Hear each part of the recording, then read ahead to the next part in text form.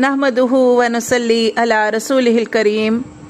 अम्मा बाद फ़ाऊज़ु बिल्लाहि मिनश शैतानिर रजीम बिस्मिल्लाहिर रहमानिर रहीम अस्सलामु अलैकुम व रहमतुल्लाहि व बरकातुहू। नबी सल्लल्लाहु अलैहि वसल्लम की हदीस का मफ़हूम है कि कोई भी चीज़ बंदे को अल्लाह के इतना करीब नहीं करती जितना फ़राइज़ की अदायगी